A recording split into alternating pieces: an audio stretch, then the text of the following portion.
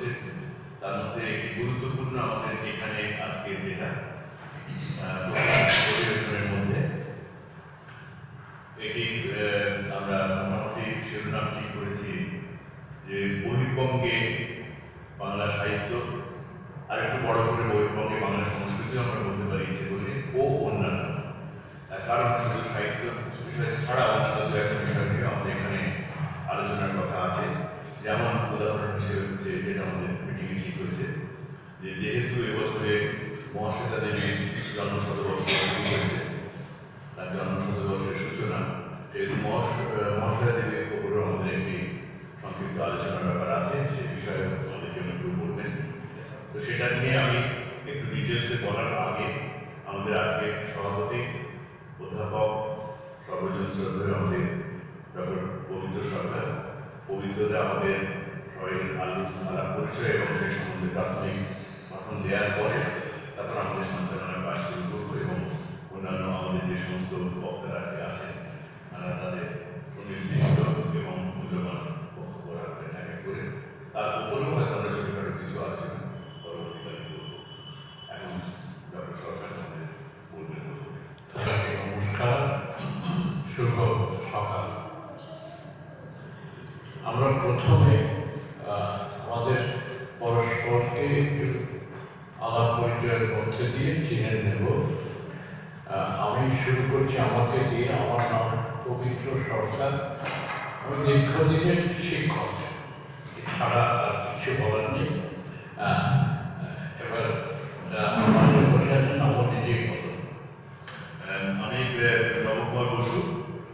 আমার আগে ওই ডাক্তার যেটা ছিল সেটা হচ্ছে একেবারেই মানে সর্বর্থে যাকে পেটকাটা ডাক্তার বলে সেই অবশ্য তাই ছিলাম বলা উচিত।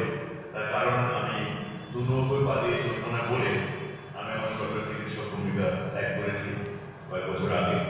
সুতরাং এখন পূর্ণ সময়ে সাহিত্য চর্চা করি, যেটা আমি শুরু করেছিলাম মোটামুটি আমার 6 বছর বয়স থেকে। আজকে বয়স বহু দশকের পর দশক গড়িয়ে গেছে। আমি এখন শুধু সেই চর্চাটি করি। আর এখানে আসার অনুষঙ্গে একটা কথা বলতে পারি যে বাংলা ওয়ার্ল্ড ওয়াইডের তরফ থেকে সাহিত্য চর্চার ভূমিকার বিষয়টা যতখানি সম্ভব পবিত্রতার গাইডেন্সে আমি দেখাশোনা করি। আমাদের সঙ্গে আরও দেখি তাদের আলোচনা করে রয়েছে তাদের সঙ্গে। এগুলো হচ্ছে আমাদের আমার পরিচয়, বাকি সঙ্গে কথা শোনা যাচ্ছে। আরেকটা পরিচয় আছে, আপনারা অনেকেই জানেন। এটি আমাদের পরম শ্রদ্ধেয় লেখক সমরেশ বসুর জ্যেষ্ঠ পুত্র। আচ্ছা, সকলের সামনে একটা মাইক্রোফোন আছে, মাইক্রোফোন দিয়ে আপনারা সকলে আপনাদের পরিচয় দিন। মালবিকা রায় চৌধুরী। আমি ক্যানাডা থেকে এসেছি, ক্যানাডা টরন্টোতে থাকি। আমি প্রায় 25 বছরের বেশি ক্যানাডা স্কুলে পড়াচ্ছিলাম পাবলিক বোর্ডের সঙ্গে, বাট এখন আমি রিটায়ার করেছি। আর চিরকালই খুবই সাহিত্যের সঙ্গে যোগাযোগ ছিল, কিন্তু গত 30-35 বছর ধরে কিছু লেখা হয়নি। তো সেখানে রিটায়ার করার পরে অনেকটা টাইম পেয়েছি এখন।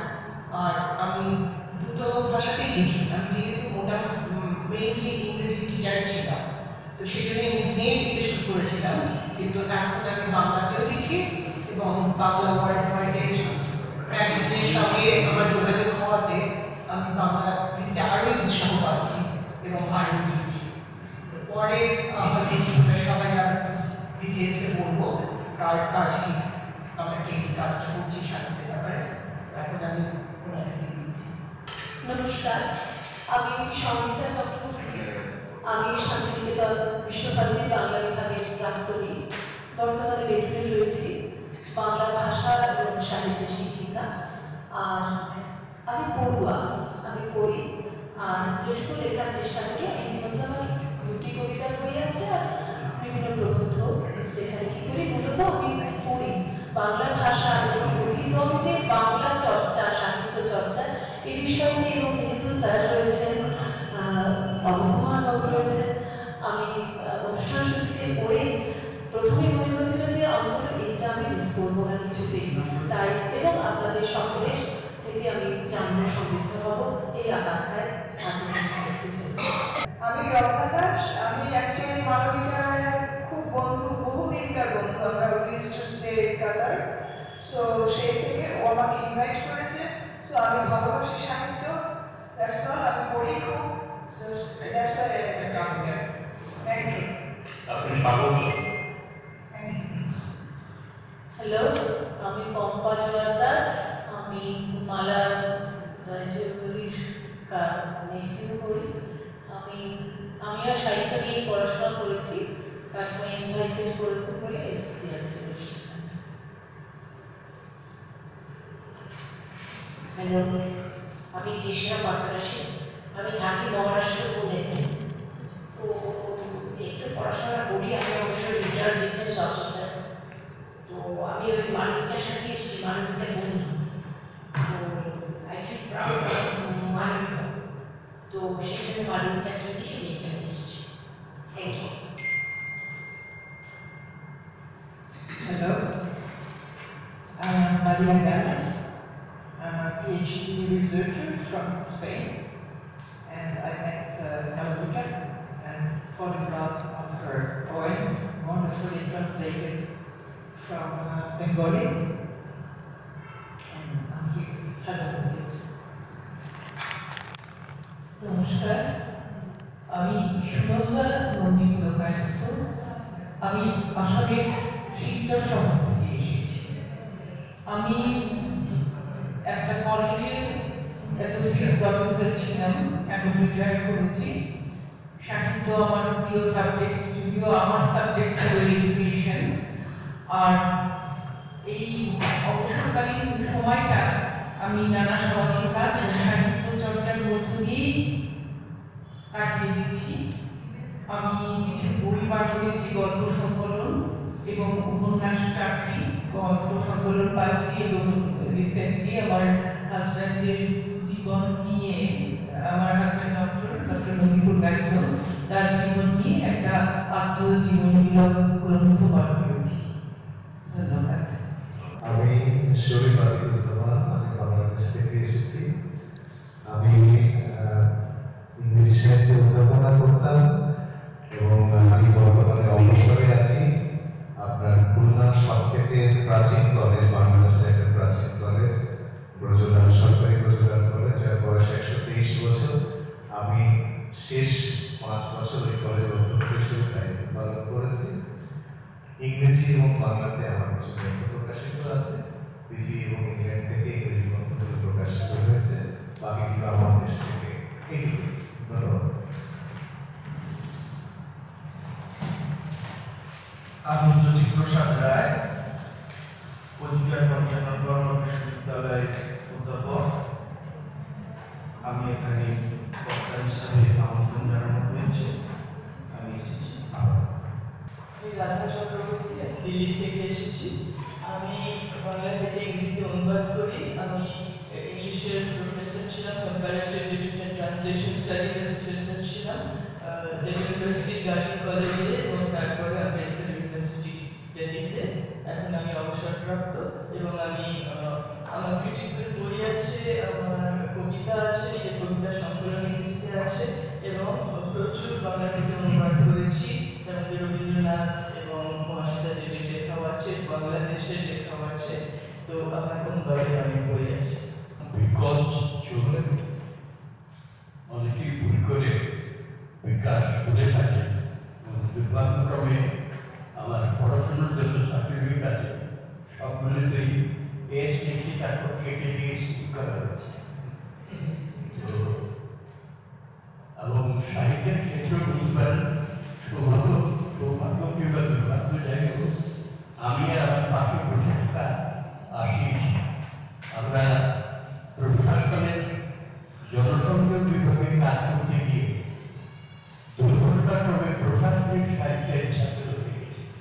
এবং এই করতে করতে রবীন্দ্রনাথ থেকে বঙ্কিমচন্দ্র মূলত এইসব অন্যের হয়ে বক্তৃতার জন্য লিখতে লিখতে গিয়ে কিছু কিছু প্রায় মুখস্থ হয়ে গেছে। সেই সূত্রে কিছু কিছু বই, বিশেষ করে ত্রিপুরা ও রবীন্দ্রনাথের সম্পর্কের উপরে আমি দীর্ঘদিন কাজ করেছি। তার উপরে রবীন্দ্র সঙ্গীতের ত্রিপুরা করে আমার একটি বই আছে। তারপরে রবীন্দ্রনাথের উপরে আরো বই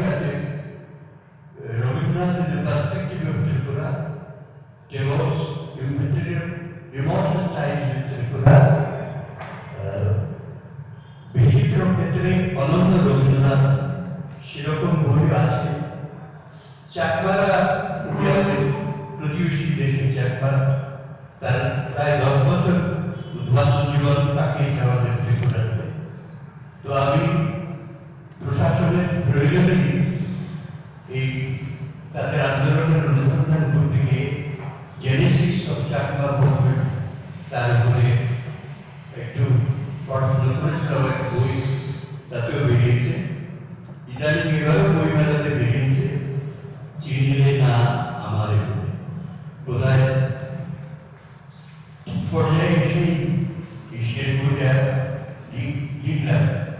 আর নিজের সম্পর্কে আর কিছু বলার মতো আবার বাংলা সাহিত্য ব্যাপারটা যে একটা অখণ্ড অবিমিশ্র ঘটনা তা নয়।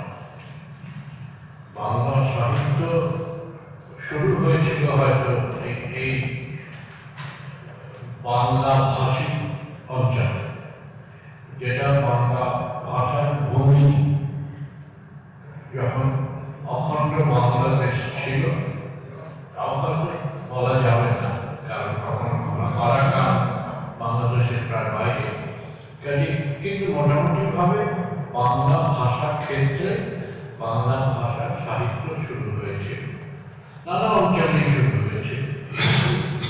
কিন্তু 19বিংশ শতাব্দী থেকে বাংলা সাহিত্যের একটা মূল কেন্দ্র দাঁড়ায় কলকাতা, রাজধানী শহর যেহেতু কলকাতার মূল কেন্দ্র হয়ে দাঁড়ায়।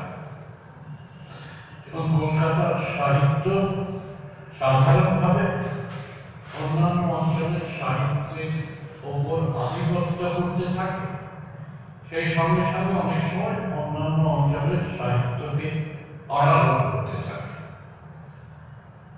কিন্তু 1947-এর পরে বাংলা সাহিত্যের আরেকটি কেন্দ্র দাঁড়ায়। যদি এপিসেন্টার আমরা বলি, এপিসেন্টার কলকাতা একটা এপিসেন্টার ছিল, তারপরে ঢাকা আরেকটি এপিসেন্টার হয়ে দাঁড়ায়। দুটি রাজধানী, দুটি অঞ্চল।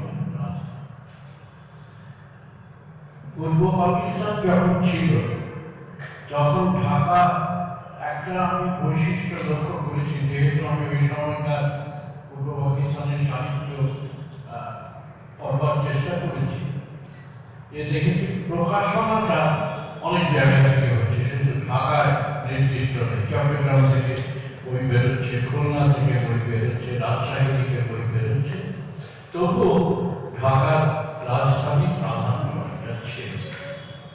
এখন এই যে দুটো এপিসেন্টার, এদের অতিরিক্ত প্রাধান্যের ফলে অন্যান্য যেসব অঞ্চলে বাংলা ভাষী মানুষেরা বাংলা সাহিত্যের চর্চা করেছেন, তারা একটু আড়ালে পড়ে গিয়েছেন। এবং এটা নিয়ে আমাদের প্রয়াত দিল্লি প্রবাসী বন্ধু অরুণ চক্রবর্তী ছিলেন ন্যাশনাল বুক ট্রাস্টে, তিনি একটি ক্ষোভ প্রকাশ করতেন এবং তিনি অন্তর্বঙ্গ বহির্বঙ্গ এইরকম একটা বাইনারি একটা ভাগ করেছিলেন। এবং অন্তর্বঙ্গের প্রাধান্য নিয়ে একটু অভিযোগ ছিল, এই অভিযোগটা মিথ্যে নয়। ত্রিপুরায় যারা বসে সাহিত্য রচনা করে, এই অভিযোগটা বাংলাদেশের ছিল, এখনো হয়তো আজকে কলকাতার অতিরিক্ত প্রাধান্য। এমনি ত্রিপুরার মানুষের মনেও এই একটি অভিমান আছে যে কলকাতার কাছে আমরা পাত্তা পাই না। তেমনি আসাম শিলচরের মানুষ বা গুয়াহাটির মানুষ, তাদের মনে অভিমান আছে। দিল্লি, মুম্বাই বা ভারতের অন্যান্য অঞ্চলে, নাগপুরের পত্রিকা বেরোতে বাংলা, অন্যান্য অঞ্চলে তাদের মনে অভিমান আছে যে আমরা অতটা কলকাতার মানুষ স্বীকৃতি না দিলে, কলকাতার থেকে স্বীকৃতি অর্জন করতে না পারলে আমাদের লেখক হিসেবে কেউ গণ্য করে না, লেখক, কবি, প্রবন্ধকার হিসেবে গণ্য করে না। যদি আমরা জানি এইসব অঞ্চলে ভালো সাহিত্য সৃষ্টি হয়েছে, খুব উচ্চ মানের সাহিত্য সৃষ্টি হয়েছে। আর শ্রীমতী চক্রবর্তী আছেন, যিনি অনুবাদ করেছেন বাংলা সাহিত্যের, সেটা একটা বিস্তার, ইংরেজিতে অনুবাদ করেছে, ফরাসিতে অনুবাদ হয়েছে, যেমন বললেন বাংলা সাহিত্যের সেটা একটা বিশ্বাস। এর বাইরে আরেকটা মাত্রা হয়েছে, বিদেশে প্রচুর বাঙালি অভিবাসী রয়েছে, নিউ ইয়র্কে যেমন রয়েছে, ক্যানাডাতে যেমন রয়েছে, তারাও সৃষ্টি করেছে।